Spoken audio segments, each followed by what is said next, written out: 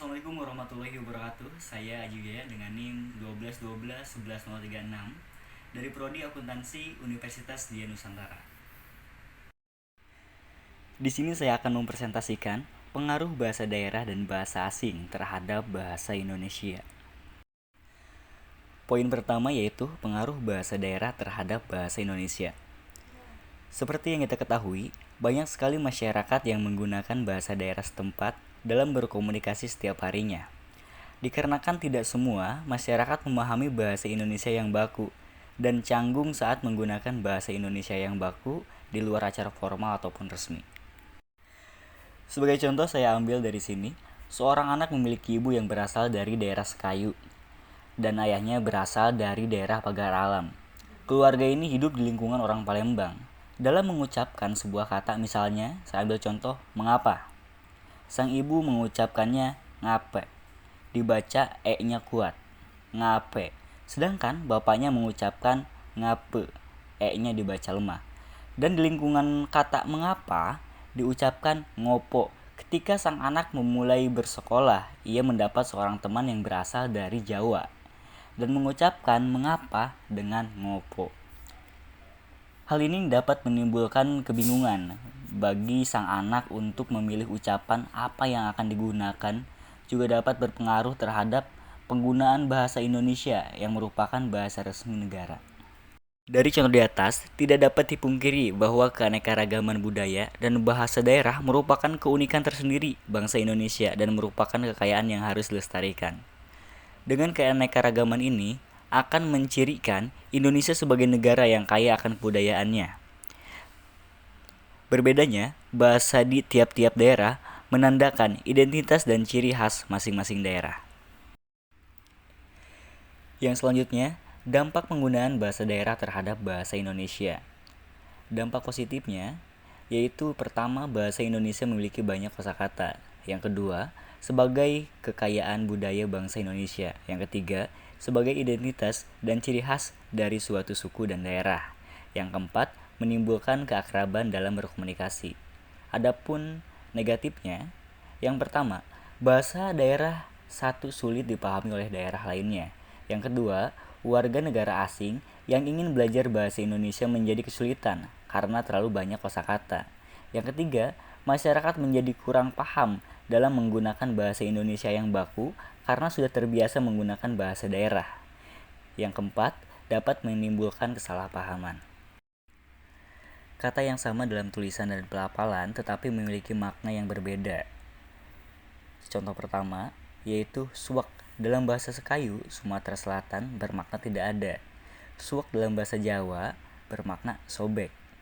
Yang kedua, kenek dalam bahasa Batak bermakna karnet, yaitu pembantu supir.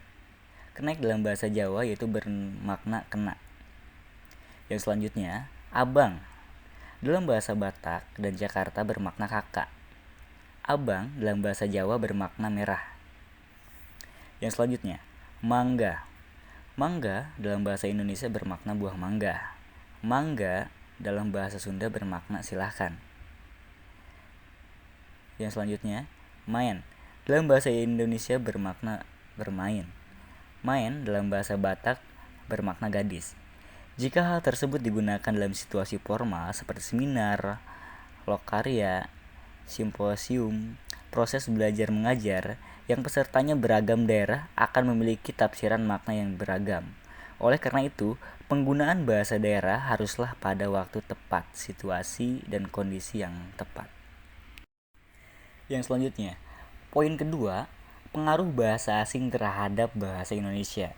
Bahasa Indonesia dari awal pertumbuhannya banyak menyerap unsur-unsur asing, terutama dalam hal kosakata. Kata serapan adalah kata yang berasal dari bahasa asing, yang sudah diintegrasikan dalam suatu bahasa dan diterima pemakaiannya secara umum. Bahasa Indonesia menyerap banyak kata dari bahasa-bahasa lain, terutama dari negara yang pernah berhubungan langsung dengan Indonesia. Kayak seperti melalui perdagangan, yaitu Sanskerta, Arab, dan Tionghoa, melalui penjajahan Portugis, Jepang, dan Belanda, melalui perkembangan ilmu pengetahuan, yaitu Inggris. Bisa kita lihat bersama asal bahasa dan jumlah kata. yaitu ada bahasa Sangsekerta atau Jawa kuno, yaitu ada 677 kata. Bahasa ini dipakai sejak peradaban tertua, peradaban Sungai Indus. Yang kedua itu ada Tionghoa, ada 290 kata. Sejak abad ke-7 ketika para saudagar Cina berdagang ke Kepulauan Riau, Kalimantan Barat, Kalimantan Timur, bahkan sampai juga ke Maluku Utara. Dari bahasa Arab ada 1495 kata dan Persia 63 kata. Bahasa Arab dibawa ke Indonesia memulai abad ke-7 oleh saudagar dari Persia, India, dan Arab yang juga menjadi penyebar agama Islam. Karena banyak di antara pedagang itu adalah penutur bahasa Persia, maka tidak sedikit kosakatanya juga pada akhirnya memakai bahasa Persia. Yang selanjutnya Inggris. Inggris sekitar 1610 kata.